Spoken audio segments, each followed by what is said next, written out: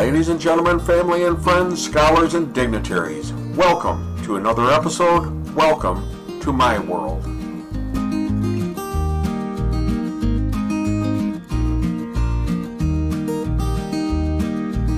So, a few years back, the federal government released a statement that shocked the nation. But make sure you stay with me because there was a reversal of this by the government under, well, let's say, very suspicious circumstances.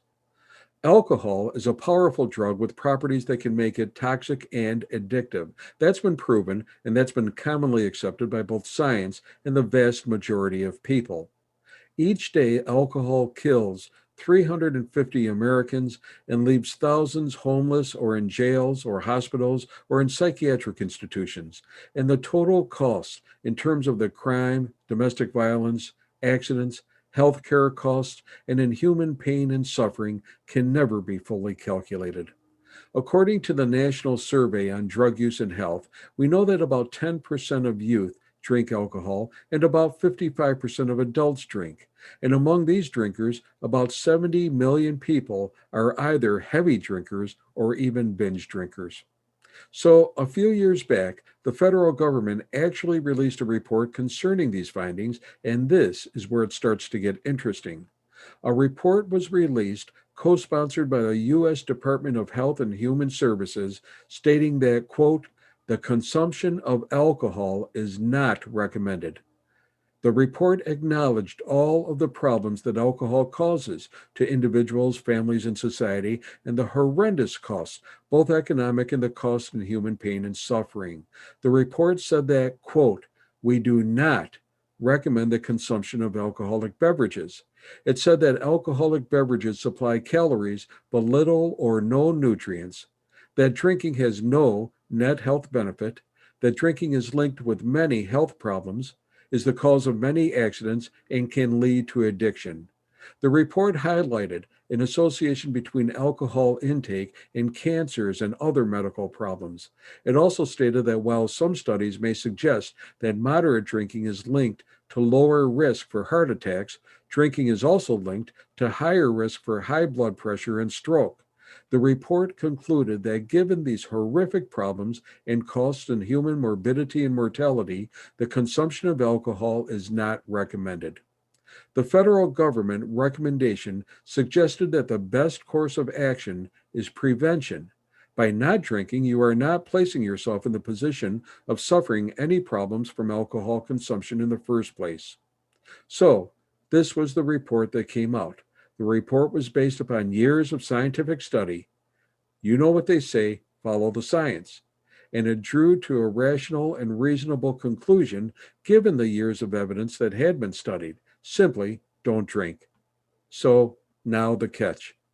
You'll never see this report. You'll never see this report anywhere in the annals of government documents. It was withdrawn. Call it corporate pressure, call it political pressure, call it industrial self-interest or whatever, but it was corporate interference. The alcohol industry is a $1.5 trillion industry in the U.S. alone.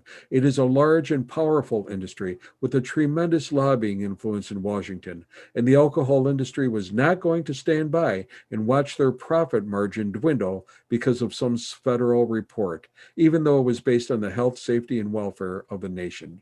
So they engaged in an all-out attack to force the government to withdraw that report, which they eventually did.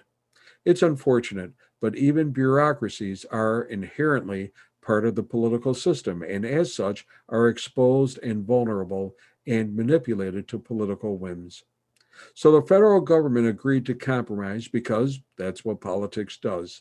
And they came out with a policy statement that is watered down, and it reads, for the best safeguards for individual and family health, the following guidelines should be followed regarding alcohol consumption.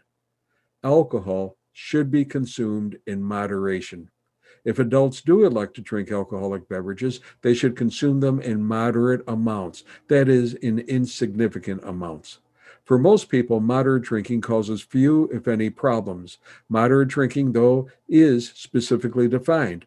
According to the National Institute on Alcohol Abuse and Alcoholism, moderate drinking for women is no more than one standard drink in a given day, and for men, moderate drinking is no more than two standard drinks in a day. Overall, the government said that research shows that people who consistently remain at this level of drinking, only one drink in a day if you're a woman, or two drinks in a day if you're a man, show few alcohol related problems. But here's the catch: very few people are actually in this segment where they can consistently keep their drinking to such a low level. And then to further clarify, the government did release a corresponding addendum. There are some people who should never drink. The government recognized that it may be best for some who are prone to alcohol problems to totally abstain from drinking.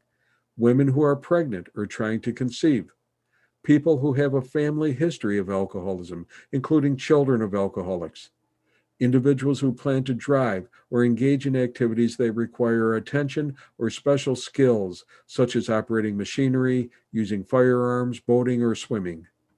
All children and young adults under the age of 21, and individuals who cannot consistently keep their drinking moderate or who have an alcohol problem.